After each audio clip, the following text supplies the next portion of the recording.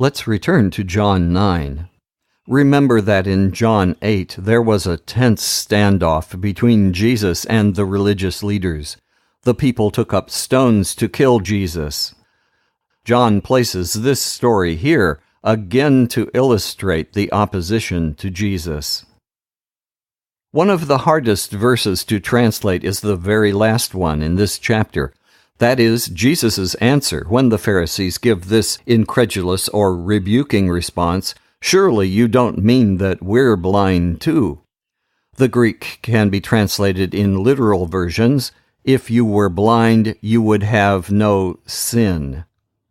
To say that someone has no sin in English would mean that they are totally sinless, and this is not what Jesus was meaning. I offer this translation based on the NLT. Jesus replied, "If you were blind, you wouldn't be guilty of still sinning. But you remain guilty because you claim you can see." John 9. As Jesus was walking along, he saw a man who had been born blind. His disciples asked him, "Teacher, whose sin caused him to be born blind? Was it his own or his parents' sin?" Jesus answered, "His blindness has nothing to do with his sins or his parents' sins. He is blind so that God's power might be seen at work in him. As long as it is day, we must do the work of him who sent me. Night is coming when no one can work. While I am in the world, I am the light for the world." After he said this, Jesus spat on the ground and made some mud with the spittle. He rubbed the mud on the man's eyes and told him, "Go and wash your face in the pool of Siloam." The pool's name means sent. So the man went, washed his face, and came back seeing. His neighbors then, and the people who had seen him begging before this, asked, "Isn't this the man who used to sit and beg?" Some said, "He's the one," but others said, "Nah, he isn't. He just looks like him." So the man himself said, "I'm the man." They asked him, "How is it that you can now see?" He answered, "The man called Jesus made some mud, rubbed it on my eyes, and told me to go to Siloam and wash my face. So I went, and as soon as I washed, I could see." They asked, "Where is he?" He answered, "I don't know." Then they took to the Pharisees the man who had been blind. The day that Jesus made the mud and cured him of his blindness was a Sabbath. The Pharisees then asked the man again how he had received his sight. He told them, "He put some mud on my eyes. I washed my face, and now I can see." Some of the Pharisees said, "The man who did this cannot be from God, for he does not obey the Sabbath law." Others, however, said, "How could a man who is a sinner perform such miracles as these?" And there was a division among them. So the Pharisees asked the man once more, "You say he cured you of your blindness. Well, what do you say about him?" The man answered, "He's a prophet." The Jewish authorities, however, were not willing to believe that he had been blind and could now see until they called his parents and asked them, "Is this your son? You say that he was born blind. How is it then that he can now see?" His parents answered, "We know that he is our son, and we know that he was born blind.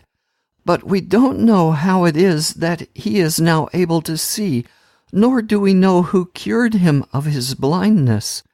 Ask him. He's old enough, and he can answer for himself." His parents said this because they were afraid of the Jewish authorities, who had already agreed that anyone who said he believed that Jesus was the Messiah would be expelled from the synagogues. That is why his parents said, "He's old enough. Ask him." A second time they called back the man who had been born blind and said to him, "Promise before God that you will tell the truth. We know that this man who cured you is a sinner." The man replied, "I don't know if he's a sinner or not. One thing I do know, I was blind and now I see." They asked, "What did he do to you? How did he cure you of your blindness?" He answered, "I have already told you, and you would not listen. Why do you want to hear it again? Maybe you too would like to be his disciples." They insulted him and said, "You are that fellow's disciple, but we are Moses' disciples. We know that God spoke to Moses, but as for that fellow, we don't even know where he comes from." The man answered, "What a strange thing that is. You don't know where he comes from, but he cured me of my blindness. We know that God does not listen to sinners. He does listen to people who respect him and do what he wants them to do. Since the beginning of the world, nobody has ever heard of anyone giving sight to a person born blind. Unless this man came from God, he would not be able to do such a thing." They answered, "You were born and brought up in sin, and you're trying to teach us?" And they expelled him from the synagogues. When Jesus heard what had happened, he found the man and asked him, "Do you believe in the Son of Man?" The man answered, "Tell me who he is, sir, so that I can believe in him." Jesus said to him, "You have already seen him, and he is the one who is talking with you now."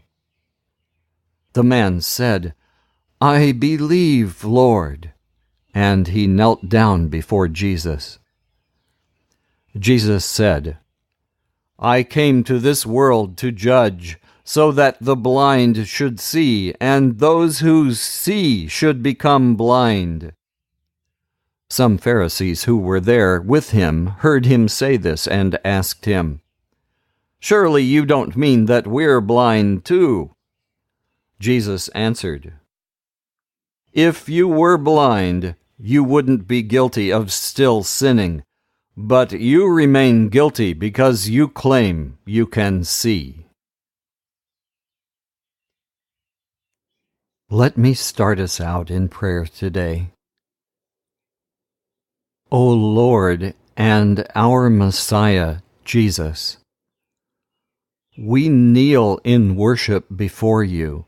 In our hearts we honor you as Lord, as the one who causes the physically blind to see, and who even uncovers the darkness in human hearts and floods us with your light. You are the light of the world. Your light shines in the darkness, and the darkness will never extinguish it. But the people of this world run from your light. They know that coming to you would mean that their sin would be revealed. It would demand honesty. It would result in humble confession and repentance. "No," they say, "not me. I don't even see that light." We are not going to be able to convince such people to see. Only you can do that. So we ask you to open blind eyes everywhere. We ask this for isolated people groups in this world who have always been so close to the light, and for our friends and relatives who have rejected you for so long.